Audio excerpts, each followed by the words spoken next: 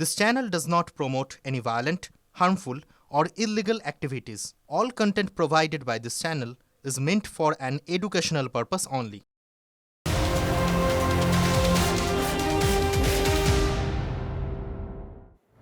নমস্কার, আরও একবার স্বাগত আপনাকে TV9 বাংলায় ফুল অ্যান্ড ফাইনাল নিয়ে। লিমার সঙ্গে আমি দীপ রয়েছে আপনার সঙ্গে। এই মুহূর্তে বারুইপুরের দিকে নজর রাখবো, তার কারণ বারুইপুরে তৃণমূল প্রার্থীর মনোনয়ন ঘিরে তুমুল উত্তেজনা। অনুমতি ছাড়াই জোর করে মনোনয়ন কেন্দ্রে ঢোকার চেষ্টা প্রার্থীর অনুগামীদের, বাধা দিলে পুলিশের সঙ্গে ধস্তাধস্তি, এমনকি ধাক্কাধাক্কিও হয়। দেখুন ছবিটা।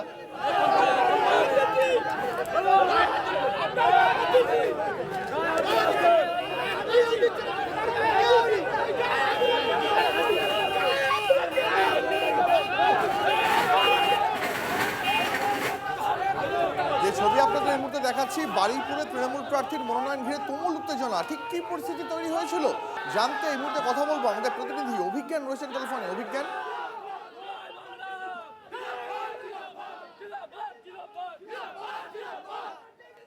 কথা বলবো অভিজ্ঞানের সঙ্গে। তবে যে ছবি আপনাদের এই মুহূর্তে দেখাচ্ছি, বারুইপুরে তৃণমূল প্রার্থীর মনোনয়ন ঘিরে তুমুল উত্তেজনা। অনুমতি ছাড়াই জোর করে মনোনয়ন কেন্দ্রে ঢোকার চেষ্টা করছিলেন প্রার্থীর অনুগামীরা, এমনটাই অভিযোগ উঠছে। বাধা দিলে পুলিশের সঙ্গে ধস্তাধস্তি বেঁধে যায়, এমনকি ধাক্কাধাক্কির পরিস্থিতিও তৈরি হয়। আপনারা দেখতেই পাচ্ছেন সেই ছবি। পুলিশ এবং তৃণমূল কর্মীদের মধ্যে বচসা, ধাক্কাধাক্কি।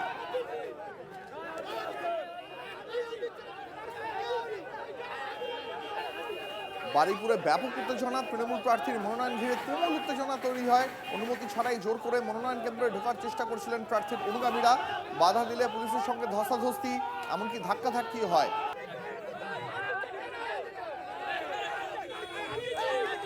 পাখির চোখ বন্ধ জয়, প্রচারে ঝড় তুলতে কাল আবারও বঙ্গে মোদি। কাল রাজ্যের 3 জেলায় নরেন্দ্র মোদীর বিজয় সংকল্প সভা রয়েছে। আগামীকাল সকাল 9:30টায় পূর্ব মেদিনীপুর হলদিয়ায় প্রথম সভা, বেলা 12টায় পশ্চিম বর্ধমান আসানসোলে দ্বিতীয় সভা এবং দুপুর ঠিক 2টোয় বীরভূমের সিউড়িতে নরেন্দ্র মোদীর তৃতীয় সভা রয়েছে। এই 3 জায়গায় সভার প্রস্তুতি অবশ্যই দেখবো। একদিকে বীরভূমের সিউড়ি, সেখানকার প্রস্তুতি কি, আর অন্যদিকে আমাদের নজর থাকবে আসানসোলে, সেখানকার প্রস্তুতি কেমন, আমাদের প্রতিনিধি চন্দ্রশেখর জানাবেন। চন্দ্রশেখর, দেখো, মূলত আসানসোলে পোলো গ্রাউন্ডে এই আমরা দেখতে পাচ্ছি, এখানে ইতিমধ্যে এই যে ময়দান বা স্টেডিয়াম তা এসপিজি ইতিমধ্যে দখল করে নিয়েছে এবং প্রচণ্ড আটোসাটোর মধ্য দিয়ে এই প্রস্তুতি শুরু হয়েছে। নরেন্দ্র মোদীর এই যে সভা, এই সভা অত্যন্ত তাৎপর্যপূর্ণ এই জন্য, পোলো গ্রাউন্ডে তিনি 2014 সালে এসেছিলেন, তারপর তিনি এই ময়দানে আর আসেননি এবং এখানে এসে বার্তা দিয়েছিলেন মুঝে বাবুল চাইয়ে। রাজ্যে তখন যে 2টি জায়গায় প্রথম বিজেপি সাংসদ পদ দখল করেছিল, তার মধ্যে একটি আসানসোল ছিল এবং নরেন্দ্র মোদীর আহ্বানে সেবারে হয়েছিল। এবং তারপরে এতগুলো দিন পেরিয়ে গেছে, এতগুলো ভোট পেরিয়ে গেছে, নরেন্দ্র মোদী অন্য জায়গায় জামুরিয়াতে বা দীঘা ময়দানে এলেও তিনি কিন্তু আবার পোলো ময়দানে আসছেন এবার। এবং পশ্চিম বর্ধমানের 9টি বিধানসভা, সেই 9টি বিধানসভার প্রার্থীরা এখানে থাকবেন। ইতিমধ্যেই তুমি জানো যে এই 9টির মধ্যে 3টি বিধানসভা বিজেপি দখলে রয়েছে এবং যা প্রেসমিট করে জানানো হয়েছে 1 লক্ষ লোক এখানে থাকতে পারে, তারা টার্গেট নিয়েছে। এবং এর পাশাপাশি পুরুলিয়া, পার্শ্ববর্তী পুরুলিয়া জেলার থেকে নেতৃত্ব আসবেন, বাঁকুড়ার থেকেও আসবেন।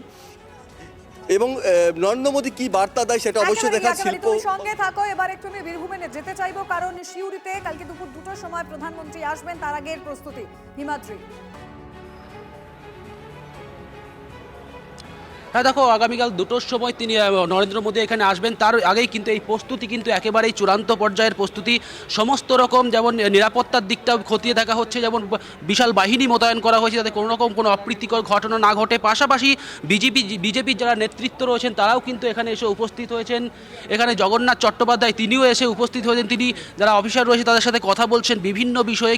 আবার পাশাপাশি এই যে মঞ্চ, সেই মঞ্চটা ছবি দেখাবার চেষ্টা করব, সেটাও কিন্তু একেবারে সেই কাজ কিন্তু তৎপরতার সাথে চলছে যাতে কোনো রকম কোনো খামতি না হয়। যে নরেন্দ্র মোদীর যে জনসভা, কারণ বীরভূমের বুকে 11টি বিধানসভা রয়েছে, সেই 11টি বিধানসভাকে নিয়েই কিন্তু 11 জন প্রার্থীর সমর্থনেই কিন্তু নরেন্দ্র মোদী এখানে প্রচার করবেন এবং এই 11 জন প্রার্থী এখানে উপস্থিত থাকবেন নরেন্দ্র মোদীর জনসভায়। সেখানে কী কী কর্মসূচি রয়েছে বা আগামীকাল যেটা বিজেপি সূত্রে আমরা জানতে পারছি, প্রায় লক্ষাধিক মানুষ এখানে আসবেন জেলার সমস্ত জায়গা থেকে, পাশাপাশি অন্যান্য জায়গা থেকেও কিন্তু বহু মানুষ তারা এখানে আসবেন। জগন্নাথ চট্টোপাধ্যায়, তার সাথে আবার কথা বলার চেষ্টা করব।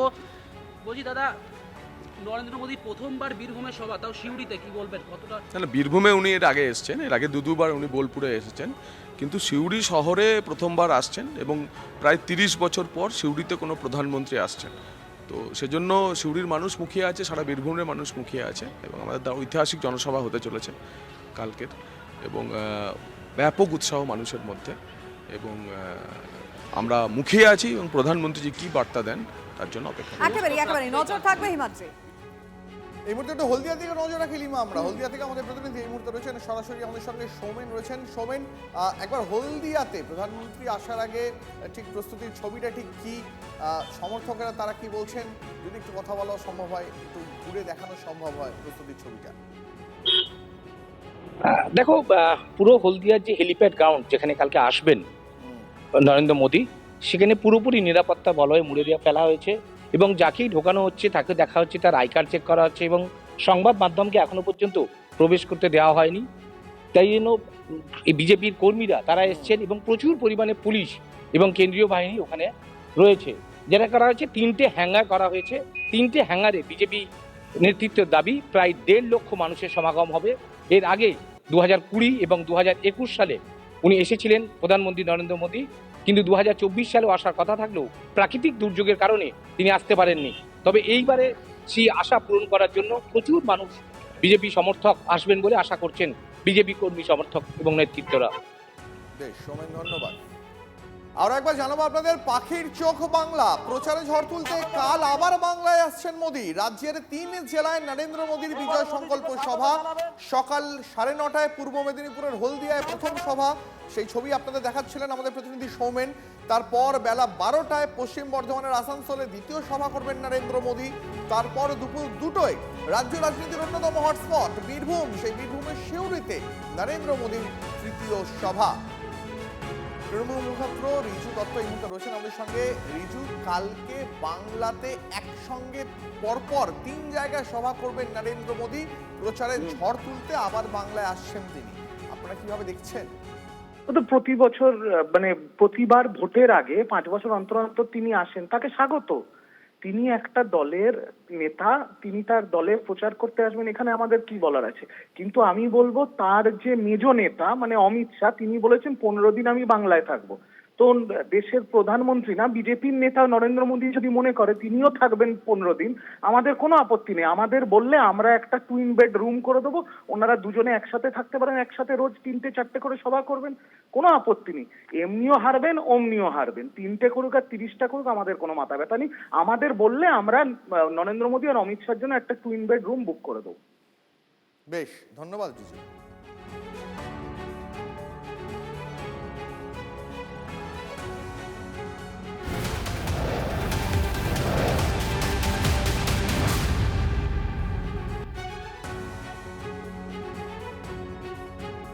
বৃহস্পতির পর শনি আবারও বাংলায় আসবেন নরেন্দ্র মোদী। শনিবারও রাজ্যের 3 জেলায় 3 সভা রয়েছে প্রধানমন্ত্রীর।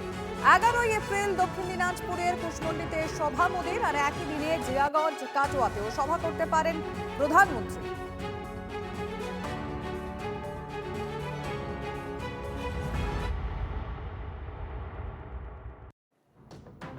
মনোনয়ন জমা দিলেন ভবানীপুর কেন্দ্রের তৃণমূল প্রার্থী মমতা বন্দ্যোপাধ্যায়। চতুর্থবারের জন্য ভবানীপুর কেন্দ্রে মনোনয়ন পেশ করলেন মমতা।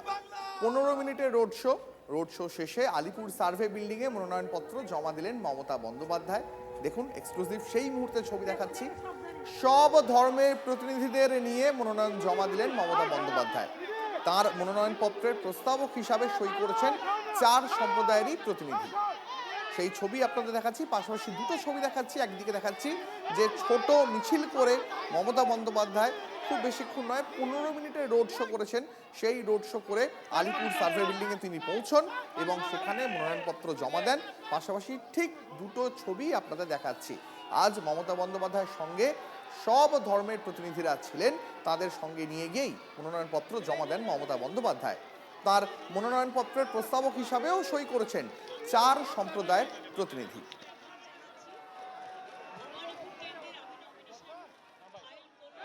মমতা ব্যানার্জি পশ্চিমবঙ্গের বিধানসভার একটি আসন পূর্ণ করার উদ্দেশ্যে মনোনীত হয়ে সত্যনিষ্ঠার সাথে প্রতিজ্ঞা করছি যে আমি পিটি দ্বারা প্রতিষ্ঠিত ভারতের সংবিধানের প্রতি সম্পূর্ণ শ্রদ্ধা ও নিষ্ঠা জ্ঞাপন করব এবং আমি ভারতের সার্বভৌমত্ব ও অখণ্ডতা রক্ষা করব।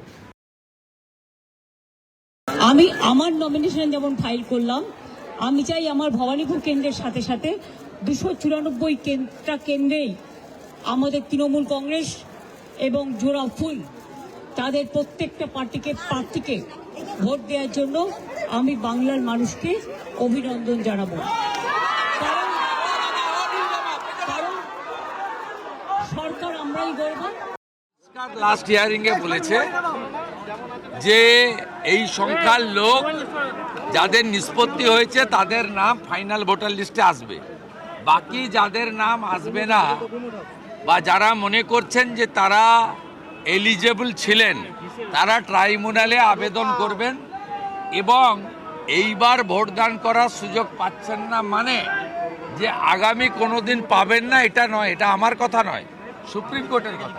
তবে আমি মনে করি এসআইআর প্রক্রিয়ার মধ্য দিয়ে মৃত ফেক ডবল ট্রিপল এন্ট্রি ভোটারদের নাম বাদ গেছে, সাফ সুতরা পরিচ্ছন্ন ভোটার লিস্টে ভোট হবে এবং পশ্চিমবাংলায় 23শে এপ্রিল 29শে এপ্রিল ভোটারদের মহোৎসব হবে।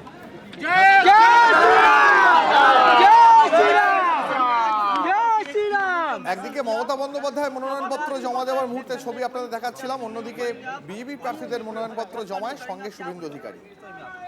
ये करने के लिए पुलिस का नीचे जो अभी भी टीएमसी आईपैक कर रहा है उनको खिलाफ एक्शन होना चाहिए। दूसरा जो गुंडा है शाहजहां टाइप का गुंडा हर वार्ड में हर गली में है, ये गुंडा लोग को हिरासत में ले लेना चाहिए कम से कम 72 आवर्स। ये लोग बाहर में नहीं रहेगा तो चुनाव निष्पक्ष तरीके से होगा। पिछले 2 हफ्ते में आप देखा किस तरीके से ये लोग थ्रेट कर रहा है। सीधा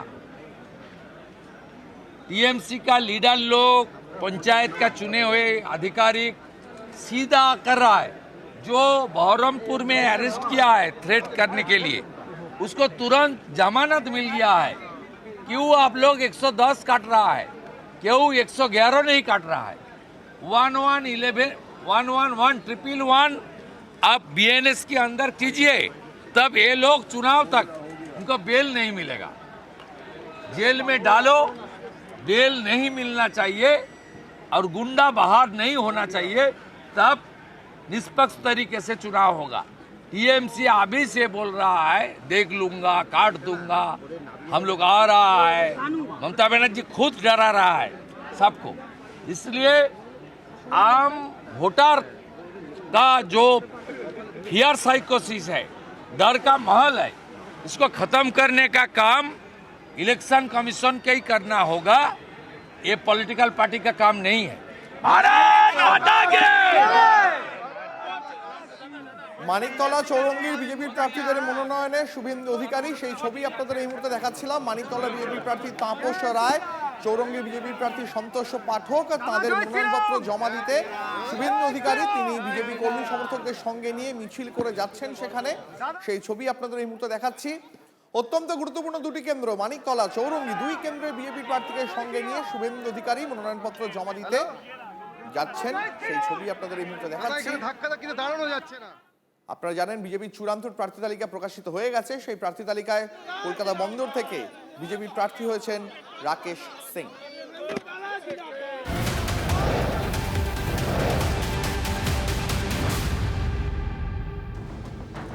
তৃণমূলকে মোদীর সুরে হুঁশিয়ারি শুনে 4 তারিখের পর সব হিসেব হবে, চুরি দুর্নীতি অত্যাচারের বিচার হবে, হিসেব হবে। ব্রিগেডে মোদী হুঙ্কারের প্রসঙ্গ তুলে হুঁশিয়ারি শুভেন্দু।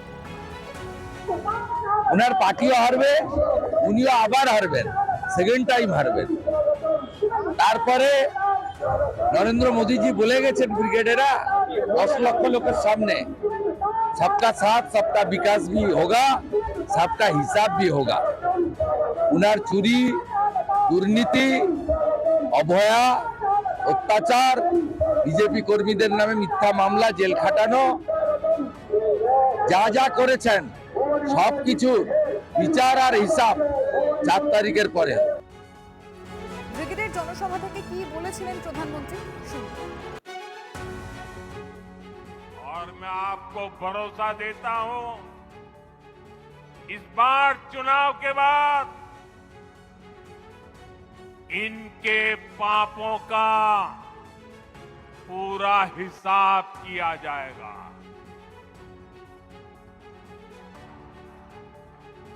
चुन चुन के हिसाब किया जाएगा।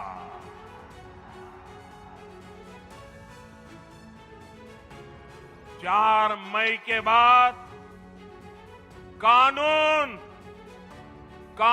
अपना काम करेगा।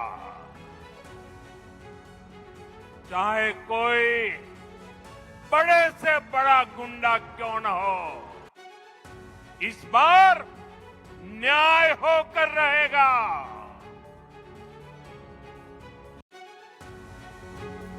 তৃণমূলের রাজ্য সহ সভাপতি জয়প্রকাশ মজুমদার এই মুহূর্তে আমাদের সঙ্গে রয়েছেন। জয়প্রকাশ বাবু, প্রধানমন্ত্রীর সুরেই এবার শুভেন্দু অধিকারী বলছেন 4 তারিখের পর সব হিসেব হবে, চুরি দুর্নীতি অত্যাচারের বিচার হবে, হিসেবও হবে, কি বলবেন? এসব আজে বাজে কথা বলে লাভ আছে? 4 তারিখের পরে বিজেপিকে পালাতে হবে, ইলেকশন কমিশনকে পালাতে হবে, কেন্দ্রীয় বাহিনীকে পালাতে হবে, বাংলা থাকবে বাংলার মেয়ের কাছেই। এইটুকুনি জেনে রাখুন। ধন্যবাদ আপনাকে।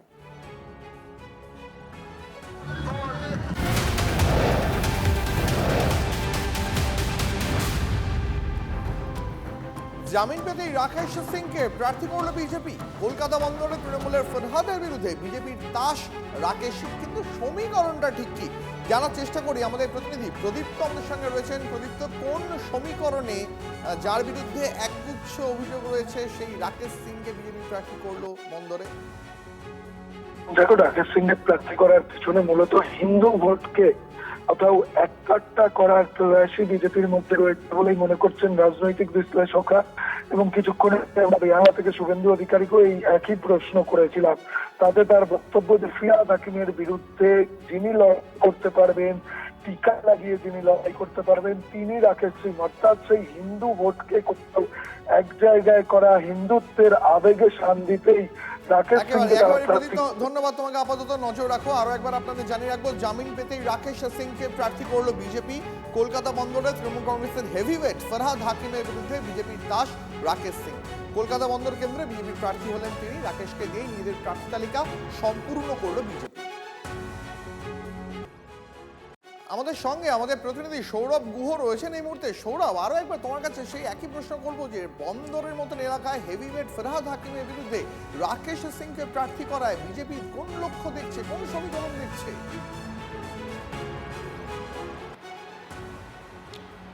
দেখো, বন্দর এলাকায় সংখ্যালঘু ভোটই বেশি এবং সেই সঙ্গে রয়েছে বহু বিহারি হিন্দু ভোট। সেই জায়গা থেকে দাঁড়িয়ে রাকেশ সিং এর নামটা খুব গুরুত্বপূর্ণ। কেন? তার কারণ রাকেশ সিং 2016 সালে কংগ্রেসের প্রার্থী হয়ে এই বন্দর কেন্দ্রে প্রার্থী হয়েছিলেন এবং 46,000 ভোট পেয়েছিলেন এবং এটা তার চেনা মাঠ। এবং এটা সবাই জানে যে রাজনৈতিকভাবে রাকেশ সিং বরাবরই কিন্তু ফিরহাদ হাকিমকে চ্যালেঞ্জ ছুটতে মরিয়া এবং বিজেপিতে যোগদানের পরেও কিন্তু বারংবার তিনি ফিরহাদ হাকিমকে চ্যালেঞ্জ ছুড়েছেন। আমি এই মুহূর্তে যেখানে রয়েছি সেটা রাকেশ সিংয়ের ভবানীপুরের পাড়া, আলিপুর জুয়ের একদম পাশে, যেখানে তিনি ঢুকতে পারেন না, আইনত বাধা রয়েছে। তিনি এই মুহূর্তে পোর্টে রয়েছেন। এই কার্যালয়ে আমরা এসেছি, তার জন্য অপেক্ষা করছি। সব থেকে গুরুত্বপূর্ণ হচ্ছে রাকেশ সিং এর আগে ফিরহাদ হাকিমের বিরুদ্ধে কংগ্রেসের প্রার্থী হয়েছেন। এবার কি তার জন্য মাঠ যথেষ্ট মসৃণ হবে সেটা অবশ্যই গুরুত্বপূর্ণ প্রশ্ন। কিন্তু রাকেশ এই অন্তর্বর্তীকালীন জামিন নিয়ে বিজেপির প্রার্থী হয়েছেন এবং নিঃসন্দেহে একটা চমকপ্রদ লড়াই কি তিনি দিতে পারবেন, এই প্রশ্নটা নিশ্চিতভাবে থেকে যাচ্ছে। একেবারে সৌরভ, অনেক ধন্যবাদ তোমাকে।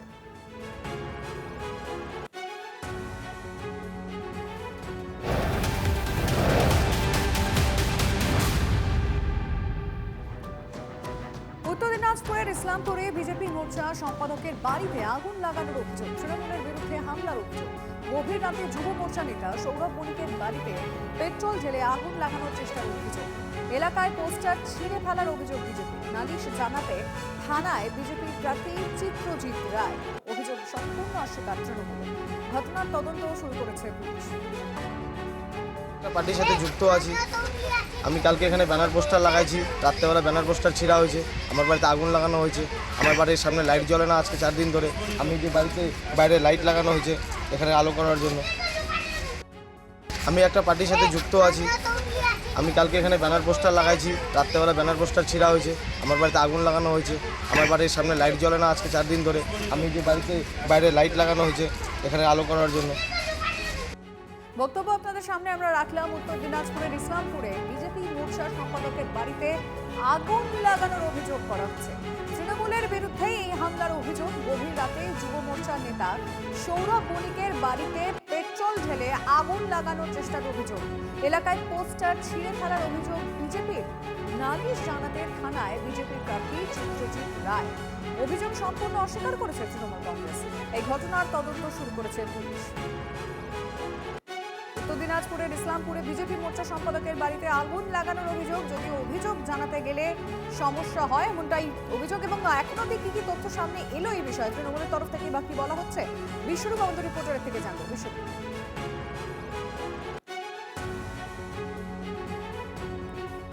বিশ্বরূপ শোনা যাচ্ছে? হ্যাঁ একদম। দেখো, স্থানীয় সূত্রে যেটা জানা গেছে, ইসলামপুর পৌরসভার 4 নম্বর ওয়ার্ডের সুভাষনগর এলাকার বাসিন্দা তথা বিজেপির টাউন যুব মোর্চার সাধারণ সম্পাদক সৌরভ বণিকের বাড়িতে গভীর রাতে আগুন লাগানোর ঘটনা ঘটে। বিজেপির অভিযোগ এটা তৃণমূলের দুষ্কৃতীরাই করেছে। ঘটনার খবর পেয়ে দ্রুত ঘটনাস্থলে পৌঁছান ইসলামপুর বিধানসভার বিজেপি প্রার্থী চিত্রজিৎ রায় এবং ইসলামপুর থানার পুলিশ। অন্যদিকে সমস্ত অভিযোগ অস্বীকার করে তৃণমূল কংগ্রেসের দাবি বিজেপি রাজনৈতিক উদ্দেশ্য প্রণোদিতভাবে এই ঘটনায় রং লাগানোর চেষ্টা করছে। 4 নম্বর ওয়ার্ডের তৃণমূল কাউন্সিলর গুরুদাস সাহা জানান, পুলিশ নিরপেক্ষভাবে তদন্ত করে দোষীদের শাস্তি দেবে। ধন্যবাদ। একমাত্র সৌরভ বণিককে ওর উপরে আঘাত করা, ওকে প্রাণে মারার জন্যই এই ঘরে গতকাল রাতে পেট্রোল দিয়ে আগুন ধরে দেওয়া হয়েছে। কানাইলাল আগরওয়াল মহাশয়কে বলবো যে আপনি আপনার কর্মীদেরকে পোস্টার ছেঁড়ার কাজে কিংবা মানুষের ঘর বাড়ি জ্বালানোর কাজ থেকে দূরে সরায় রাখুন। জিততে হলে পোস্টার লাগানোর কাজ দেন, পোস্টার ছেঁড়ার কাজ আর এইভাবে আমাদের বিজেপি কার্যকর্তার ঘর জ্বালাবে এটা কিন্তু সহ্য করবো না। কিন্তু আমিও লড়াইয়ের মতো করুন। দেখেন, কোনো একটা ঘটনাকে রাজনীতির রূপ দেওয়ার কোনো মানে হয় না। সামনে ইলেকশন, তাহলে তো আমি ওটা বলতে পারি যেটাকে করে তৃণমূলকে বদনাম করবার জন্য চেষ্টা করা হচ্ছে। এটা না, এটা আসল কথা না। কিন্তু যে ক্রাইম করেছে তাকে পিকচারে নিয়ে আসা। এই ঘটনাটাকে নিয়ে যদি আমরা রাজনীতি করি, যে ক্রাইম করবে, যে ক্রিমিনাল, সে সরে চলে যাবে। আজ ওর বাড়িতে হয়েছে, কালকে আরেকজনের বাড়িতে হতে পারে। আমি দেখলাম ঘরের ভিতরে একটা সিলিন্ডার ছিল, ওই সিলিন্ডারটা যদি বাস্ট হতো তাহলে এলাকাবাসী কি হতো অবস্থা। বিজেপিকে কোনো ছাড় নয়। ভোটের পর বিজেপিকে হয় গুজরাট, নয় বাংলাদেশে পাঠাবো। হিঙ্গলগঞ্জের প্রার্থীকে পাশে বসে হুমকি দিলেন তৃণমূল নেতা। হিঙ্গলগঞ্জের তৃণমূল প্রার্থী আনন্দ সরকারের প্রচারে এই হুমকি দিলেন শাহিদুল্লাহ গাজী। ভোটের আগে ভয়ের পরিবেশ তৈরি করার চেষ্টা করছে শাসক দল, অভিযোগ তুলে কমিশনে বিজেপি। ওই তৃণমূল নেতাকে গ্রেপ্তারির দাবি জানিয়েছে বিজেপি। কর্মীদের উৎসাহ দিতে বলেছি, পরে সাফাই দেন অভিযুক্ত তৃণমূল নেতা।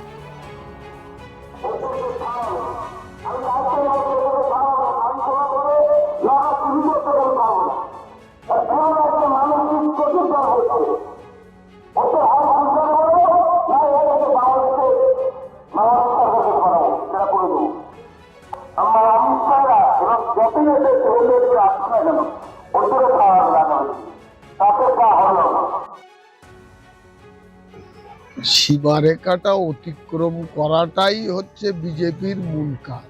যে ভাষায় যে কথাগুলো বিজেপি বন্ধুরা বলছেন, শুধু আমরা মমতা ব্যানার্জি এবং সেনাপতি অভিষেক বন্দ্যোপাধ্যায়ের দীক্ষায় দীক্ষিত তৃণমূল কংগ্রেস কর্মী, তাই আমরা এখনো সমস্ত পরিবেশটাকে মানিয়ে চলার চেষ্টা করছি। পঞ্চায়েত সমিতির সভাপতি শহীদুল্লাহ গাজী প্রকাশ্যে তৃণমূল কংগ্রেসের মিটিং থেকে তিনি বিজেপি কর্মীদের উদ্দেশ্যে যে হুমকি দিচ্ছেন, যে থ্রেট কালচার নির্বাচনের আগে তৈরি করছেন, ভয়ের বাতাবরণ তৈরি করছেন, আমি অবিলম্বে নির্বাচন কমিশনের কাছে আবেদন করব এবং হস্তক্ষেপের দাবি করব।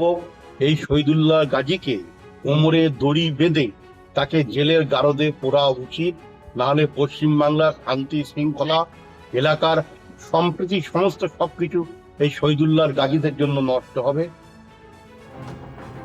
বিজেপি ক্ষমতায় আসার 3 মাসের মধ্যে অপরাধীদের প্রয়োজন অনুযায়ী অ্যান্টিবায়োটিকে দেওয়া হবে, কাউকে কড়া কাউকে মৃদু ডোজ দেওয়া হবে। ভোটের প্রচারে হুঙ্কার সিউড়ির বিজেপি প্রার্থী জগন্নাথ চট্টোপাধ্যায়। আমরা সরকারে আসার 3 মাসের মধ্যে পশ্চিমবঙ্গে রাজনীতিতে যে অপরাধীকরণ হয়েছে তাকে ঠান্ডা করে দেবো। অপরাধীদের প্রয়োজন মতো আমরা অ্যান্টিবায়োটিক দেব, প্রয়োজন মতো অপরাধীদের অ্যান্টিবায়োটিক দেব। কাউকে কড়া ডোজ, কাউকে মৃদু ডোজ, কাউকে অ্যান্টিবায়োটিক ছাড়া শুধুমাত্র জ্বর কমার ক্যালপল। কিন্তু যে যেমন অপরাধী, যার যেমন স্তর, তাকে তেমনই অ্যান্টিবায়োটিক দিয়ে তার মধ্যে যে ব্যাকটেরিয়া রয়েছে সেই ব্যাকটেরিয়াকে আমরা দমন করে দেবো।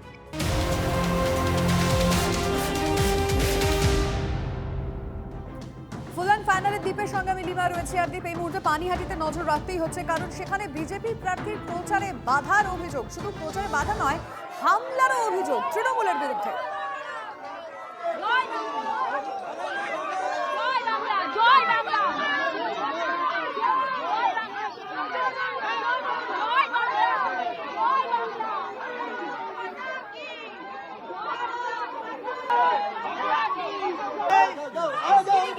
আমি বুঝবো, যাও সবাই যাও, সবাই যাও, আমি বুঝবো, যাও যাও যাও যাও যাও যাও।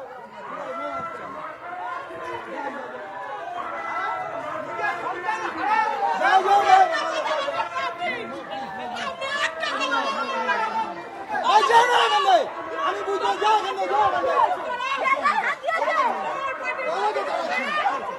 ওদিকে দাঁড়াবো না। ঠিক আছে, ঠিক আছে। কথা বলবো আমাদের রিপোর্টারের সঙ্গে অনন্ত চট্টোপাধ্যায় মুহূর্তে রয়েছে। অনন্ত, ঠিক কি হয়েছিল সেই সময়? দেখো, ইলিয়াস রোডে যখন প্রচার করতে ঢোকে তিলোত্তমার মা রত্না দেবনাথ, তখন তাকে লক্ষ্য করে কিছু মহিলা তাকে লক্ষ্য করে জয় বাংলা স্লোগান দিতে থাকে। এরপরে ধস্তাধস্তি বেড়ে যায়। তিলোত্তমার মাকে তেড়ে মারতে গেলে যা অভিযোগ, তিলোত্তমার প্রচারের যারা বিজেপি কর্মী ছিল তারা জানাচ্ছে তিলোত্তমার মাকে লক্ষ্য করে মারতে গেলে তখন তারা আটকে দেয় এবং তখন তারা জয় বাংলা স্লোগান দেয়। ধস্তাধস্তি বেড়ে যায় তাদের সাথে। এরপরে পুলিশ আসে, পুলিশ এসে অবস্থা নিয়ন্ত্রণে আনে। তবে এই ঘটনায় কিন্তু যথেষ্টই কিন্তু রাজনৈতিক মহলে চাপানো শুরু হয়েছে, যেহেতু তিলোত্তমার মা একটা সেন্সিটিভ ইস্যু এবং সেইখানে তিনি এবার ভোটে দাঁড়িয়েছেন বিজেপির হয়ে। সেখানে তার মিছিলে, অর্থাৎ তার প্রোগ্রামে, তার প্রচারে এরকম জয় বাংলা স্লোগান এবং তাকে দেখে ধস্তাধস্তি। যদিও তৃণমূল প্রার্থী তীর্থঙ্কর ঘোষ, তার অভিযোগ যে যারা তিলোত্তমার মা অর্থাৎ রত্না দেবনাথের সাথে প্রচারে বেরিয়েছে তারা সবাই বহিরাগত, তাই এলাকার মানুষ ক্ষিপ্ত হয়ে যায়। এলাকার মানুষ তারা ক্ষিপ্ত হয়ে তাকে দেখে জয় বাংলা স্লোগান দিতে থাকে। তিলোত্তমার মা কি বলেছেন শুনবো। প্রচারে যখন যাচ্ছিলাম তখন একদল জয় বাংলা স্লোগান দিচ্ছিল, কিন্তু তারা আমাকে অ্যাটাক করেনি। তারপর ঘুরে আর একটা গলি দিয়ে যখন আসি তখন তৃণমূলের কিছু দুষ্কৃত বাহিনী, আশাকর্মী এবং ছেলেও ছিল একজন, বিশু বলে তার নাম, পুরো সামনে এসে জয় বাংলাগুলো স্লোগান তুলেছে, আমার গায়ে ফুল ছিটিয়েছে, এসে আমার সামনে এসে মারার চেষ্টা করেছে আমাকে। আমার একটু চুলে লেগেছে, কিন্তু আমার কর্মীদের গায়ে লেগেছে। তৃণমূল ভয় পেয়েছে আমাকে, প্রচন্ড ভয়ে আছে, তাদের দাঁত নখ বার করেছে। শেষ আমাকে, আমার মেয়েকে মেরে তো ক্ষান্ত হয়নি, তারপরে 9ই আগস্ট আমার উপরও আক্রমণ করেছিল পুলিশ, সেটাও পারেনি। এখন চাইছে আমাকে মেরে ফেললে হয়তো আর কেউ বিচার চাওয়ার থাকবে না। কিন্তু আমি যতদিন বেঁচে থাকবো আমার মেয়ের জন্য লড়েই যাব, আর ওদের আমি শেষ দেখে যাব। এই মুহূর্তে আমরা টেলিফোন লাইনে যোগাযোগ করেছি কেন্দ্রীয় শিক্ষা প্রতিমন্ত্রী সুকান্ত মজুমদারের সঙ্গে। সুকান্ত বাবু, তিলোত্তমার মা যখন প্রচারে বেরোয়, প্রচারে বাধা এবং হামলার অভিযোগ তৃণমূলের বিরুদ্ধে, কি বলবেন? এবং তৃণমূল কংগ্রেস এটাই করবে, কারণ তারা তিলোত্তমাকে মেরেছে এবং এরপরে তাদের টার্গেট হচ্ছে তিলোত্তমার মা কে মারা, যাতে তিনি বিচার চাইতে না পারেন, যাতে তিনি প্রতিবাদ করতে না পারেন। তৃণমূল কংগ্রেস প্রতিবাদের কোনো ভাষা, প্রতিবাদের কোনো স্বরকে রাখতে চায় না। সেই জন্য তাদের তরফ থেকে এই ধরনের চেষ্টা চলছে, আগামী দিনেও চলবে। আমরা জানি আমরা এইভাবেই লড়বো, আমরা যতদিন বেঁচে আছি আমরা তৃণমূলের বিরুদ্ধে এই লড়াই চলবে আমাদের, এবং 26-এই এই লড়াই শেষ হবে এবং তৃণমূল কংগ্রেসকে পর্যদস্ত করে ভারতীয় জনতা পার্টির সরকার প্রতিষ্ঠিত হবে। ধন্যবাদ আপনাকে। আমি কাকিমা সম্পর্কে আগেও বলেছি কোনো কথা বলবো না, এখনো বলছি বলবো না, কিন্তু আমরা সাধারণত দেখি যে কোনো দলের প্রার্থী যখন কোনো পাড়ায় প্রচারে বেরোয় সেই পাড়ার লোকেরা তাকে নিয়ে বেরোয়। ঠিক আছে, এখানে যারা প্রচার করছিল তারা কি ওই পাড়ার নয়, বাড়ির গেটে মানে বাড়ির জামা কাপড় যেরকম মেয়েরা পরে থাকে সেইভাবে দাঁড়িয়েছিল মেয়েরা। তাদের বলছে লক্ষ্মীর ভান্ডার বন্ধ হয়ে যাবে, তারপরে বিভিন্ন ধরনের কমেন্ট করছে। হ্যাঁ, তখন তারা বলেছে আপনারা এগুলো করছেন কেন, আমাদের দেখে দেখে জয় শ্রীরাম বলে চিৎকার করছেন কেন হঠাৎ করে, তারপরে এই লক্ষ্মীর ভান্ডার বন্ধ হয়ে যাবে এসব বলছেন কেন। আপনারই তো দেখানো ভিডিওতে দেখলাম সেই বাড়ির জামা কাপড় পরা মহিলা, তাকেই তো বিজেপির পুরুষ কর্মীরা হাত দিয়ে সরিয়ে দিচ্ছে, ম্যান হ্যান্ডলিং করছে, সেটা নিয়ে উনি বলছেন না কেন? আমি কোনোদিনও তো এই আন্দোলন বুঝি না কিছুই, কিন্তু রাস্তায় নেমে বুঝতে পারছি যে আমার মেয়ের বিচার শুধু আমি একা চাইছি না, সারা পশ্চিমবঙ্গ চাইছে।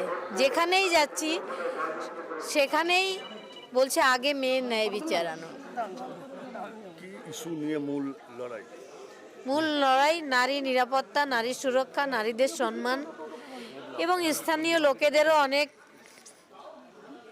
সমস্যার কথা আমাকে জানানো হয়েছে। ভোটের মুখে হাড়োয়ায় তৃণমূলের গোষ্ঠীদ্বন্দ্ব, দলীয় প্রার্থীর সামনেই চলল হাতাহাতি, চেয়ার ভাঙচুর। হাড়োয়ার তৃণমূল প্রার্থী আব্দুল মতিনের কর্মী সভা ছিল হাদিপুর গ্রাম পঞ্চায়েতে, সেখানেই এলাকায় খারাপ রাস্তা নিয়ে বচসা এবং সেখান থেকেই গণ্ডগোলের সূত্রপাত। ঠিক কী পরিস্থিতি তৈরি হয়েছিল ছবিটা দেখলেই বুঝতে পারবেন। আরও ডিটেলস জানবো, আমাদের প্রতিনিধি নূর রয়েছেন টেলিফোনে।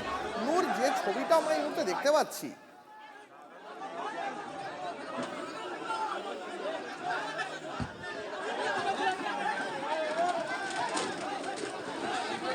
ছবিটা আপনাদের এই মুহূর্তে দেখাচ্ছি, হাড়োয়ায় তৃণমূলের গোষ্ঠী কোন্দল, একে অপরকে চেয়ার ছুঁড়ে মারছেন সেই ছবি দেখতে পাওয়া যাচ্ছে। এবং এই গোটাটাই হচ্ছে তৃণমূল প্রার্থীর সামনেই। তৃণমূল প্রার্থী আব্দুল মতিনের কর্মী সভা ছিল হাদিপুর গ্রাম পঞ্চায়েতের উত্তর আফজার নগরে, সেখানে খারাপ রাস্তা নিয়ে প্রথমে বচসা শুরু হয়, তারপরে দুই গোষ্ঠীর মধ্যে চেয়ার ছুঁড়ে একে অপরের দিকে মারামারি, এমনকি হাতাহাতি পর্যন্ত। নূর রয়েছেন আমাদের সঙ্গে। নূর, কি পরিস্থিতি তৈরি হয়েছিল যে এই রকম ঘটনা সাক্ষী থাকতে হলো তৃণমূল প্রার্থীকে? দীপ, তোমাকে প্রথমে জানিয়ে রাখবো, একেবারে রণক্ষেত্র চেহারা নিয়েছে হাড়োয়া বিধানসভা কেন্দ্রের উত্তর আফজানগর। একেবারে যে প্রতিশ্রুতির পরেও কিন্তু গ্রামের যে রাস্তা, সেই রাস্তা হয়নি। তারপর যখন হাড়োয়া বিধানসভা কেন্দ্রের তৃণমূল কংগ্রেসের প্রার্থী আব্দুল মাতিন ঠিক সেখানে সভা করতে যান, তখনই কিন্তু তৃণমূলের দুই গোষ্ঠীর মধ্যে কিন্তু বিবাদ একেবারে চরম পর্যায়ে পৌঁছায়। প্রার্থীকে সামনে পেয়ে কিন্তু গ্রামবাসী এবং তৃণমূলের দুই গোষ্ঠীর লোকজন তারা কিন্তু ক্ষোভ দেখায়।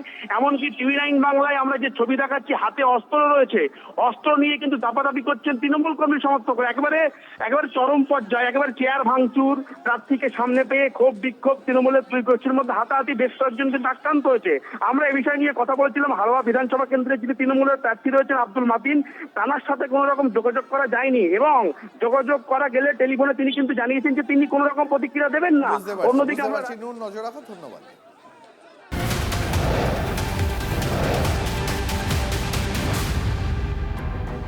হাড়োয়ার ছবিটা দেখালাম, মেদিনীপুরের ছবিটা দেখাই। ভোটের মুখে মেদিনীপুরে শাসক কোন্দল একেবারে প্রকাশ্যে। প্রচারে বেরিয়ে দলীয় কাউন্সিলরকেই নিশানা তৃণমূল প্রার্থীর। দাবি দাওয়া নিয়ে কাউন্সিলরের কাছে যাবেন না বললেন খোদ তৃণমূল প্রার্থী। এই ভিডিও ভাইরাল হতেই ভোটের মুখে অস্বস্তিতে পড়েছে শাসক দল। মেদিনীপুরের 25 নম্বর ওয়ার্ডে প্রচারে বেরিয়ে কাউন্সিলরকে তোপ প্রার্থী সুজয় হাজরার। প্রার্থীর প্রচারে গড়হাজির ছিলেন ওয়ার্ডের কাউন্সিলর সত্য সুন্দর পয়রা। বিধায়ক তহবিলের টাকা পেলে তো উন্নয়ন হবে, পাল্টা তোপ কাউন্সিলরেরও। এইটা হাবুদা পেয়েছে। হ্যাঁ, কাউন্সিলরকে বলবো না, কাউন্সিলরকে বলতে গেলে কাউন্সিলর অলরেডি আমাকেই বিজেপি লোক সাজিয়ে দিয়েছে, আমি বিজেপি। ফলে বুঝতে পেরেছেন যে আপনি বলতে গেলে আপনাকে বিজেপি বলে দেবে, যে বলতে হবে তাকে বিজেপি। অলরেডি আমি হয়ে গেছি, দেখবেন একটু ভাইকে যদি একটু আশীর্বাদ করে। আমার ওয়ার্ডে স্পিনিং মিলে এসেছিল কাজ মিটিং করতে, সেখানেও জানায়নি। আমার ওয়ার্ডে মানে প্রচার করতে এসেছেন, উনি আমাকে জানান। উনি বাড়ি বাড়ি প্রচার করেছেন, মানুষ বলেছেন সত্যপরিয়াকে কেন আনেন, কেন কাউন্সিলরকে না বেরিয়ে আপনি এলাকায় এসছেন। উনি কৈফিয়ত দিতে পারেন, 5টা ঘর ঘুরে পালিয়ে গেছেন। 25 নম্বর ওয়ার্ড নিয়ে একটু সমস্যা আছে আমাদের নির্বাচনের সময়। তো আমরা কথা বলেছি, 25 নম্বর ওয়ার্ডের কাউন্সিলর সত্যর সঙ্গে আমার কথা হয়েছে। আমরা খুব শীঘ্রই সবাইকে নিয়ে বসে একটা যাতে সুষ্ঠুভাবে নির্বাচনটা করা যায় তার জন্য একটা প্রচেষ্টা আমরা চালাচ্ছি। মতানৈক্য থাকতে পারে, মতবিরোধ থাকতে পারে, কিন্তু গোষ্ঠীদ্বন্দ্ব আমাদের মেদিনীপুর শহরে এই মুহূর্তে নেই। আর নির্বাচনে আমরা সবাই ঝাঁপিয়ে পড়েছি এবং নিশ্চিতভাবে আমরা জানি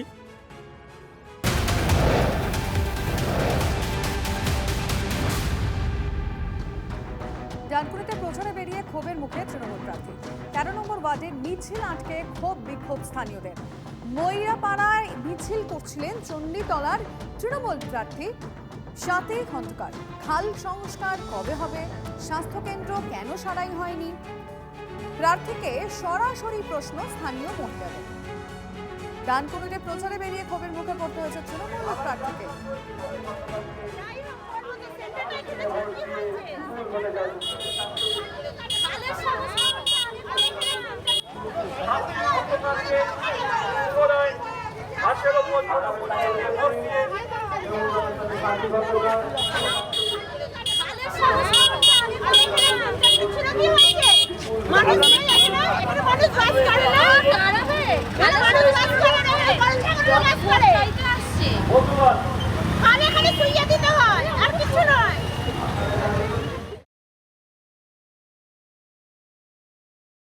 দেখুন, খাল সংস্কার চলছে আমাদের, ওনারা জানেন না, ইরিগেশন ডিপার্টমেন্ট থেকে 5 বছর অন্তর খাল সংস্কার হয় ম্যানুয়ালি।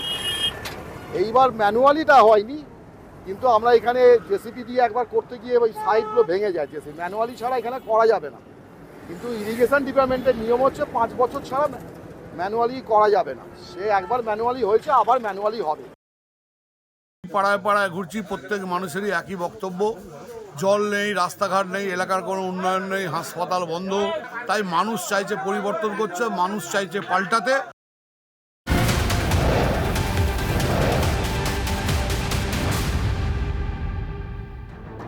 ভোটের প্রচারে গিয়ে ফের গোষ্ঠীকন্দল নিয়ে কড়া বার্তা মমতা বন্দ্যোপাধ্যায়ের। কাজিয়া ভুলে সবাই এক হয়ে কাজ করুন, নিদান মমতা। এই নির্দেশ অমান্য করলে তার থেকে বড় শত্রু আর কেউ নেই, সাফ কথা তৃণমূল সুপ্রিম। আমি এখানকার সব জায়গার প্রার্থীদের বলবো, সিনিয়রদের সম্মান দিয়ে, ছাত্র যুব মহিলাদের কাছে ডেকে সবাই কাজ করবেন। আর যে করবেন না, আমার থেকে বড় এনিমি তার আর কিন্তু কেউ হবে না। ক্যান্ডিডেট সবাই হতে পারে না, বুথ আগলায় কর্মীরা, ব্লক আমলায় কর্মীরা, SIR করেছে BLA 1-2, আবার আগামী দিনও নাম তুলছে তারা। যারা কাজ করে তারা নিচে বসে, কিন্তু তাদের গুরুত্ব সবচেয়ে বেশি। আমি সেই কর্মীকে ভালোবাসি যে মাটির মানুষের সাথে মেশে, যে মাটিতে চলাফেরা করে, যে নিজের অহংকার নয়, গর্ব নয়, লোকে 10টা কথা বললে শুনবেন। শুনতে ক্ষতি কি আছে?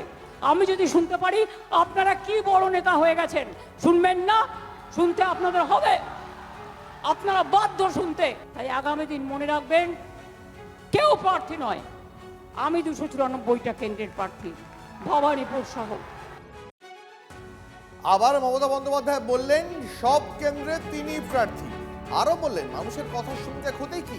আমি যদি শুনতে পারি তাহলে আপনারা কত বড় নেতা হয়েছেন, আপনারা কথা শুনতে বাধ্য, বললেন মমতা বন্দ্যোপাধ্যায়। একই সঙ্গে তিনি কথাও বললেন, আমি 294 কেন্দ্রের প্রার্থী। আরামবাগের সভা থেকে আজ বার্তা মমতার। এই মুহূর্তে আমাদের সঙ্গে বিজেপির প্রধান মুখপাত্র দেবজিৎ সরকার রয়েছেন। দেবজিৎ, আমরা মমতা বন্দ্যোপাধ্যায় বক্তব্য শোনাচ্ছিলাম। মমতা বন্দ্যোপাধ্যায় আবারও আজকে গোষ্ঠীকন্দল সামলাতে যে বার্তা দিলেন যে আমি 294 কেন্দ্রের প্রার্থী, তাহলে কি কোন্দল কাঁটা বারবার বিঁধছে তৃণমূলকে? বারবার বেনার কি আছে?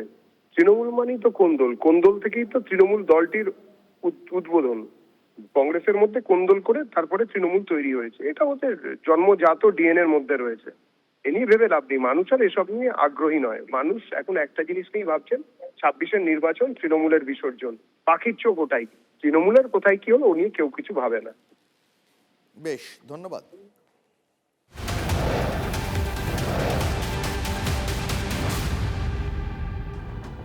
ভোটার তালিকায় নাম না উঠলে ভোট বয়কটের হুঁশিয়ারি।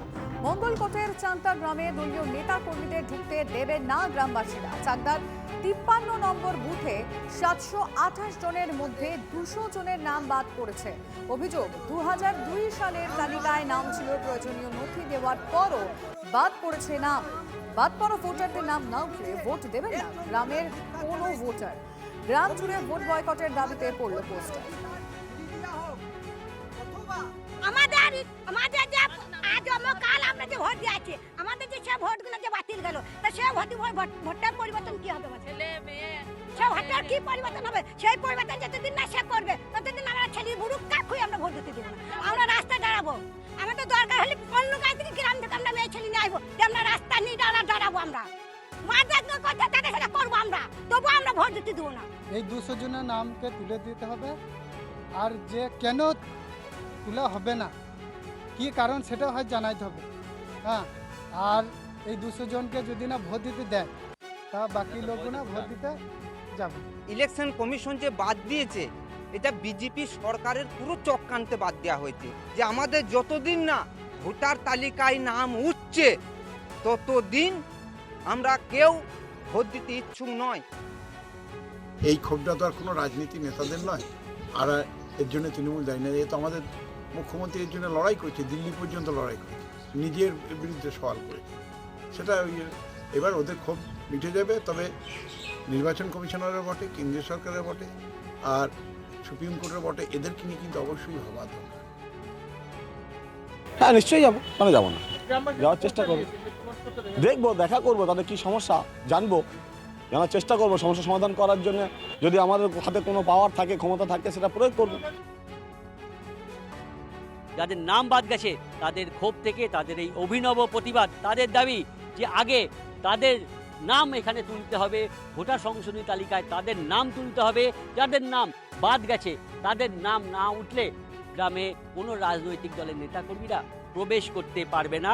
আর এই ব্যানার টাঙানোকে কেন্দ্র করে ইতিমধ্যে কিন্তু গ্রামে চাঞ্চল্য দেখা দিয়েছে। কৌশিক দত্ত, TV9 বাংলা, মঙ্গলকোট।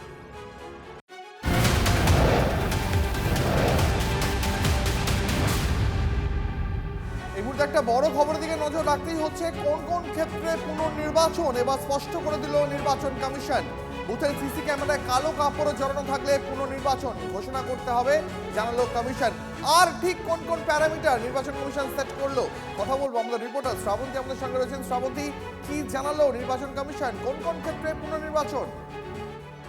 এ ব্যাপারে নির্বাচন কমিশন এবারে একেবারে তৎপর। প্রথম থেকেই বারবার এটা স্পষ্ট করে দেওয়া হয়েছে, কোথাও কোনো গোলমাল যদি দেখা যায় এবং সিসিটিভি ফুটেজ যেটা রয়েছে সেখানে যদি সেটা ধরা পড়ে, তাহলে আর কিছুদিন থেকেই তাকাবে না কমিশন, সরাসরি রিপোর্টের সিদ্ধান্ত নেবে। আজকে যে জেনারেল অবজারভার সহ বাকি অবজারভারদের সঙ্গে বৈঠক ছিল, সেখানে এটা স্পষ্ট করা হয়েছে যে অতীতেও এরকম দেখা গেছে যে বুথের মধ্যে যে ক্যামেরা রয়েছে সেখানে হয় সেটাকে বন্ধ করে দেওয়া হয়, নাহলে সেটা কালো কাপড় দিয়ে ঢেকে দেওয়া হয়। এই ধরনের ঘটনা যদি কন্ট্রোল রুম থেকে দেখা যায়, তাহলে সরাসরি সেখানে নির্বাচন বন্ধ করে পুনর্নির্বাচনের সিদ্ধান্ত নিতে হবে পর্যবেক্ষকদের। ধন্যবাদ শ্রাবণ।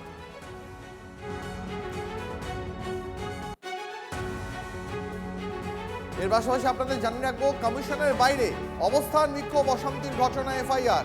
কমিশনের অভিযোগের ভিত্তিতে 2 জন তৃণমূল নেতা সহ 7 জনের বিরুদ্ধে এফআইআর। কিন্তু তৃণমূল কাউন্সিলর সহ 7 জনকে জিজ্ঞাসাবাদের জন্য পুলিশ ডেকেও ছিল, কিন্তু আদালত জানিয়েছে অভিযুক্তদের বিরুদ্ধে কোনো কড়া পদক্ষেপ নয়, এমনটাই নির্দেশ আদালতের। তদন্তে সব রকম সহযোগিতার আশ্বাস তৃণমূল কাউন্সিলর, তার আইনজীবী এই আশ্বাস দিয়েছে।